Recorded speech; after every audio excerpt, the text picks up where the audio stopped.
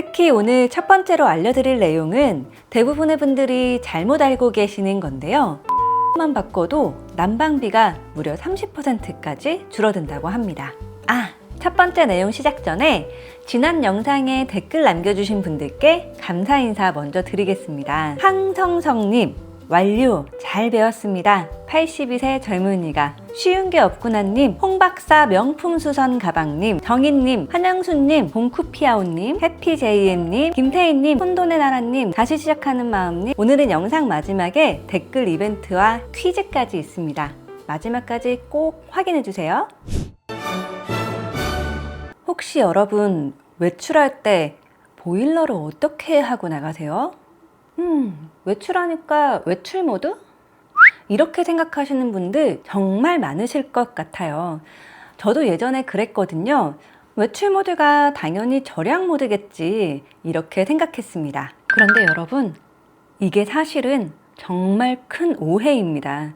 외출 모드는 절약 모드가 아니고요, 동파 방지용이라고 합니다.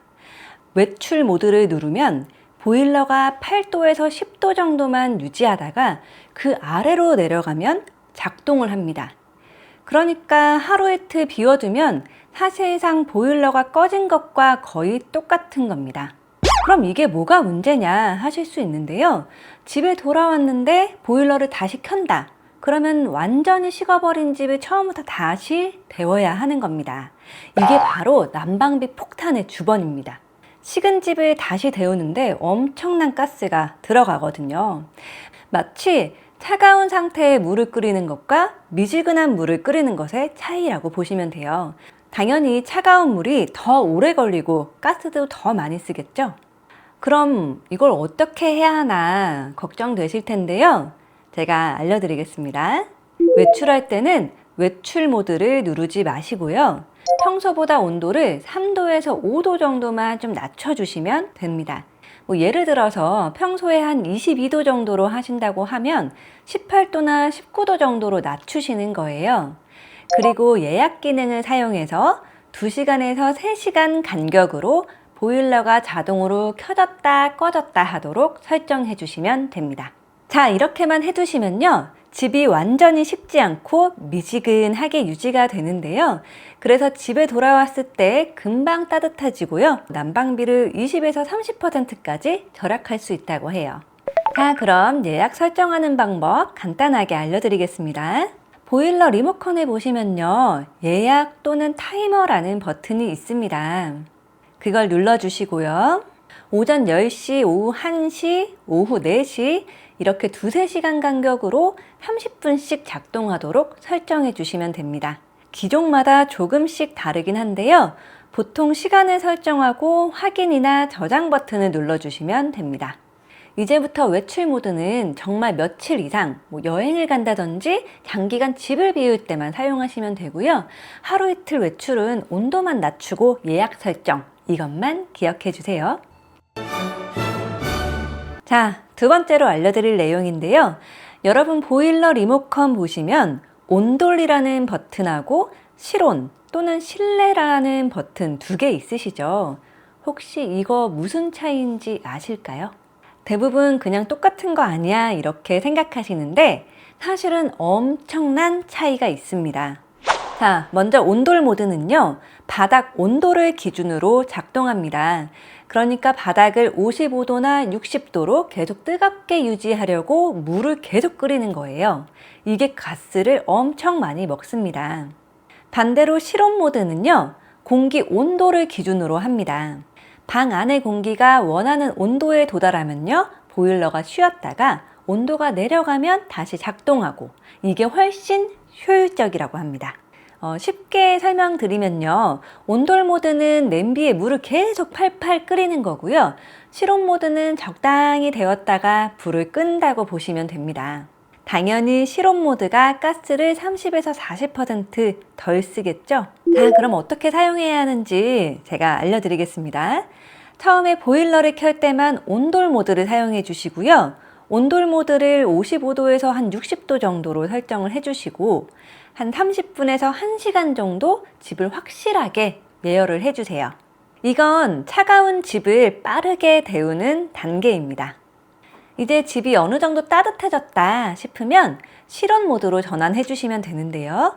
실온 모드로 바꾸시고 나서 원하는 온도를 19도나 20도로 설정해 주시면 됩니다. 여기에 제가 아까 말씀드린 것처럼 예약 기능을 사용해서 2시간에서 4시간 간격으로 간헐적으로 작동하게 해주시면 됩니다. 정리해드리면요. 예열할 땐 온돌 모드, 유지할 땐 실온 모드, 이것만 기억하시면 됩니다. 자, 한번 따라해볼까요? 예열은 온돌, 유지는 실온. 한 번 더 해볼게요. 예열은 온돌, 유지는 실온입니다. 확실하게 기억하시겠죠? 자, 세 번째 방법인데요. 이건 정말 간단합니다. 혹시 씻을 때 물이 너무 뜨거워서 뜨거! 하시면서 찬물을 섞으신 적 있으시죠? 와, 이렇게 찬물 틀으시는 분들 정말 많으실 거예요. 그런데 이게 바로 난방비 낭비의 주범입니다. 보일러가 물을 55도에서 60도로 뜨겁게 데워놨는데 우리는 찬물을 섞어서 쓰잖아요. 그러면 그 뜨거운 물 데우는 데 쓴 가스는 다 낭비되는 거거든요. 해결 방법은 아주 간단합니다. 보일러 리모컨에서 온수 온도를 낮춰주세요. 겨울철엔 40도에서 43도 정도면 충분합니다. 만약에 단계로 되어 있는 보일러라면 중 또는 중간으로 설정하시면 됩니다. 참고로 봄이나 가을엔 38도, 여름엔 35도 정도면 충분하다고 합니다. 이것만 바꿔도 난방비가 20% 정도 줄어듭니다. 온도를 낮췄다고 해서 미지근한 물이 나오는 게 아니에요. 손을 대봤을 때 뜨겁긴 한데 끓는 물처럼 화상 입을 정도는 아니다. 이 정도면 딱 적당합니다. 지금 바로 보일러 온수 온도 확인해 보세요. 네 번째 방법입니다. 혹시 집에 안 쓰는 방 있으신가요? 손님 방이나 창고로 쓰는 방, 출간 자제분들이 쓰던 방, 그런 방까지 따뜻하게 할 필요는 없으시잖아요. 그런데 많은 분들이 안 쓰는 방은 아예 꺼버리세요. 어차피 안 쓰는데 왜 데워? 이렇게 생각하시는 거죠. 그런데 이게 문제가 있습니다. 방을 완전히 끄면요, 배관이 얼 수도 있고요, 결로 현상 때문에 곰팡이가 생길 수도 있어요. 그리고 나중에 혹시 그 방을 쓸 때 다시 데우는 데는 가스가 엄청 들어간다고 합니다. 출간 자제분들이 가끔 놀러 왔을 때 그 방 데우다 보면은 엄청 가스비 많이 들어가겠죠? 그래서 정답은요, 안 쓰는 방도 완전히 끄지 말고 12도에서 15도 정도로 미지근하게 유지하는 겁니다. 사용하는 방은 19도에서 20도, 안 쓰는 방은 12도에서 15도. 이렇게 차등해서 관리를 해주세요. 이렇게만 해도요, 난방비를 15%에서 20% 절약할 수 있고요. 거기에다 동파나 곰팡이까지도 예방할 수 있습니다.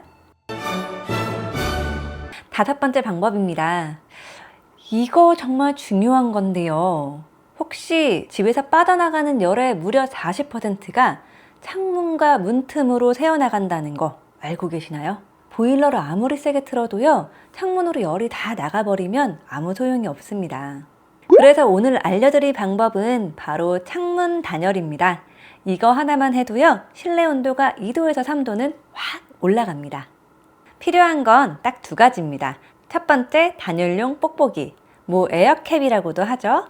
두 번째, 문풍지. 이거 다 합쳐도 10,000원이면 충분합니다. 먼저 창문에 뽁뽁이 붙이는 방법 알려드릴게요. 뽁뽁이를 창문 크기에 맞게 미리 잘라주세요. 그 다음에 분무기에 물을 담고 주방에서 쓰는 세제 있잖아요. 그걸 한두 방울만 떨어뜨립니다. 이걸 창문에 붙이고 뽁뽁이를 붙이면 끝납니다. 이때 중요한 게요, 뽁뽁이가 앞뒷면이 있잖아요. 거기서 볼록한 면이 창문 쪽으로 가게 붙어야 해요. 그래야 공기층이 생겨서 단열이 제대로 된다고 합니다. 문풍지는 더 쉽습니다. 문 아래쪽이나 문틈에 쭉 붙이기만 하면 됩니다. 요즘은 접착식으로 나와서 그냥 뜯어서 붙이면 끝입니다. 이렇게 간단한 작업만으로도 난방비를 10에서 20% 줄일 수 있다고 하는데요. 가성비 최고의 절약 방법이네요.